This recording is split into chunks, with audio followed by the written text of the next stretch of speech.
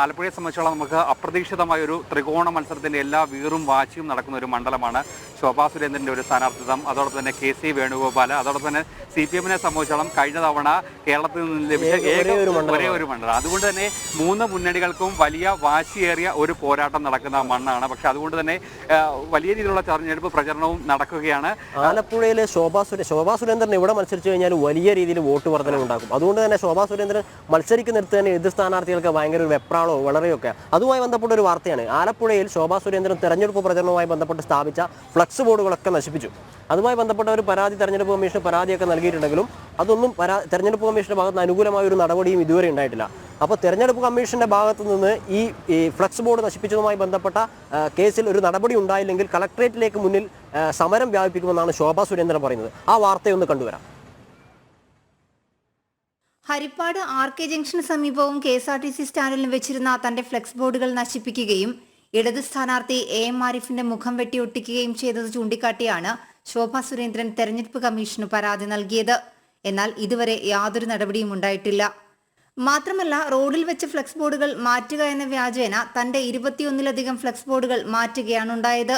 തെരഞ്ഞെടുപ്പ് കമ്മീഷന്റെ ഭാഗത്തു നിന്ന് നിയമപരമായ പരിരക്ഷ ലഭ്യമായില്ലെങ്കിൽ കളക്ടറേറ്റിന് മുന്നിൽ സമരം നടത്തും. എൻ്റെ 10-21 ഫ്ലക്സ് ബോർഡുകൾ, ആരിഫിന്റെ ഫോട്ടോ എൻ്റെ മുഖത്ത് വെച്ച ഫ്ലക്സ് ബോർഡുകൾ മാറ്റാൻ വേണ്ടിയിട്ടാണ് ഇവിടുത്തെ തെരഞ്ഞെടുപ്പുമായി ബന്ധപ്പെട്ടുകൊണ്ടുള്ള സംസ്ഥാന തലത്തിലുള്ള ഉദ്യോഗസ്ഥന്മാർ പരിശ്രമിച്ചത്. അത് ചെയ്തത് ഇത് പൊതുജനങ്ങളെ അറിയിക്കണം എന്നുള്ള ഒരു ആഗ്രഹം എനിക്കുണ്ട്.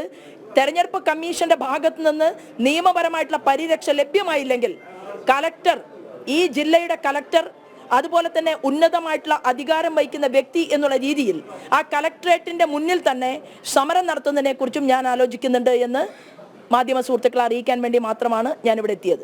സ്വകാര്യ വ്യക്തിയുടെ ഉടമസ്ഥതയിലുള്ള സ്ഥലത്ത് അനുവാദം വാങ്ങിവെച്ച പോസ്റ്ററുകളാണ് കീറി നശിപ്പിച്ചത്.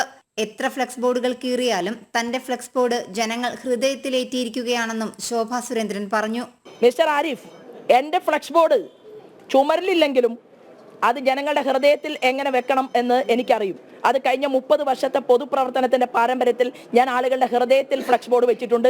താങ്കളുടെ സഹോദരന്മാരുണ്ടല്ലോ, മാർക്സിസ്റ്റ് പാർട്ടിയുടെ അണികളായിട്ടുള്ള നല്ലവരായിട്ടുള്ള പ്രവർത്തകന്മാർ, അവർ ഇത്തവണ ശോഭാ സുരേന്ദ്രനെ കൈപ്പിടിക്കും എന്ന് ഞാനത് തെളിയിച്ചു തരാം. എന്തായാലും ഈ വക പരിപാടിയൊന്നും വേണ്ട എന്ന് സൂചിപ്പിച്ചു എന്ന് മാത്രമേ ഉള്ളൂ. കരുനാഗപ്പള്ളിയിൽ മയക്കുമരുന്നിന് അടിമകളായ കുറെ ആളുകൾ ഒരു കടയിൽ തന്റെ പോസ്റ്റർ ഒട്ടിച്ചതിന്റെ പേരിൽ കടയുടമയെ മർദ്ദിച്ചു. തന്റെ ഫ്ലെക്സുകളും പോസ്റ്ററുകളും വെക്കാൻ അനുവദിച്ചാൽ അടി കിട്ടുമെന്ന് വരുത്തി തീർക്കാനുള്ള ശ്രമങ്ങളാണ് എതിരാളികൾ നടത്തുന്നത്.